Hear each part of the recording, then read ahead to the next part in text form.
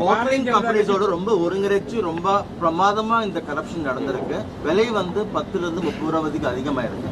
மூணாவது உச்சநீதிமன்றம் உங்களை நீங்க ராஜினாமா பண்ணுங்கன்னு கேட்டிருக்கு. அதுக்கு நீங்க என்ன சொல்றீங்க? உச்சநீதிமன்றம் ராஜினாமா பண்ணுங்கன்னு கேட்குறேன். பண்ணுவீங்களா? பண்ணுவீங்கன்னு சொல்லல. பண்ணுவீங்களா? அதெல்லாம் பண்ணியிருந்தா என்னுடைய ஜாமீன் இதிலேயே வந்திருக்கும். பொதுவான கருத்துக்கள் நான் இப்போ அதான் சொன்னேன். அவங்களுடைய அறிக்கைக்கு நான் பதில் சொல்லியிருக்கேன். என்னென்ன தவறுகள்லாம் அவங்க வந்து குறிப்பிட்டு சொல்லியிருக்கிறாங்களோ அது அவங்க நீங்கள் இப்போ கூடுதலாக சொல்கிறீங்க இல்லையா, அது மீது தான் நாங்கள் எஃப்ஐஆர் போட்டிருக்கோம். அது மீது நடவடிக்கை எடுத்தால் எஃப்ஐஆர் போட்டிருக்கோம். அப்போ அந்த நடவடிக்கை அந்த எஃப்ஐஆரே தவறுன்னு சொல்கிறீங்களான்னு கேட்குறேன்.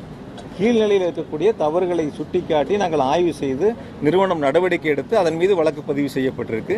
அந்த வழக்கில் எஃப்ஐஆரின் அடிப்படையில் நாங்கள் ஆய்வு மேற்கொண்டோம்னு சொல்கிறது. அப்போ கடைநிலையில் இருக்கக்கூடிய ஏதேனும் ஒரு அலுவலகத்தில் கடைநிலை ஊழியர் தவறு செய்தால் அதனுடைய உயர் அதிகாரிகள் பொறுப்பாவார்கள் என்று சொன்னால் எப்படி அதை ஏற்றுக்கொள்ள முடியும்? நீங்கள் அதை ஏற்றுக்கிறேன்னு சொல்லுங்கள், நான் ஒத்துக்கிறேன். அப்படி ஏற்றுக்க முடியுமான்னு கேட்குறேன். அதனால் பொதுவாக பொறுத்த வரைக்கும் அவருடைய அறிக்கைக்கு பிறகு நாங்கள் சட்ட ரீதியாக இதை எதிர்கொள்வதற்கு தயாராகி கொண்டிருக்கின்றோம். சட்டப்படி சந்திப்போம்.